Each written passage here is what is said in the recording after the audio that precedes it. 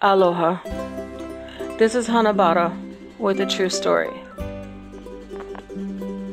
I just saw an aerial photo of Oahu, and it was almost like a PTSD reaction where my first mental picture was when my grandma's sisters came home to Waialae in 1988.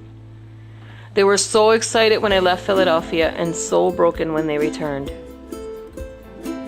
Everything concerning our Hawaiian side was kapu. We couldn't ask a question, and if we did, nobody alive had the answer. All we had were the few families there that my tutus were connected to, and an annual luau when uncles came from Oahu to tell us stories. I was pretty young the last time I was there. I don't remember if it was before or after the 1988 Back to the Roots trip. My grandmother cried like a baby while her sisters talked. One of her sisters had no children, so she was close to me. She was pretty loud after a few beers, and as we all perched to catch every moment she spoke of, she drank just to talk. As she grew louder, so did her cries. To this day, it gives me chicken skin. She began to tell one story, turned to me and my brother, and began to almost scold us. After carefully censoring out the 27 F-bombs between the words, this is what she said. "You grow the hell up and you take your ass home. You get them mother effers out of my father's country. Do you hear me? You get each and every one of them off of our islands. You tell them to take their big buildings and shove it up their asses. Are you listening to me? You better, because if I have to die and my father doesn't have his country back and you didn't go, I will haunt you until the day you die. They killed my father inside and I watched him die. I was 8 years old and I held my father's hand till he took his last breath. All he wanted was to go home, and he never even got to bring us back to show us where we're from, and I hate them mother effers for what my family went through." At that age, without any knowledge except that her father came from the dots that rain in the sea on the map, us kids didn't know anything but my kahea and my brother's weird ancestral stories. Who even know where he got them from? But the tone in her voice, the pain in her eyes, each tear, each deep breath she took, the volumes of things that her words could not describe. I'll never forget her words, every cuss word in between them and all. When I came home, her Alzheimer's and dementia were getting bad already. But we spoke almost every day, and everyone around me heard because she could never hear, so I often yelled the whole time I was on the phone with her.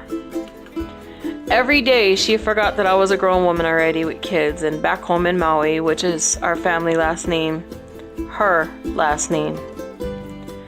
Every day we would have the same beginning of a conversation about how she was doing and how big I must have grown. It was always the part where she asked where I live now that choked me.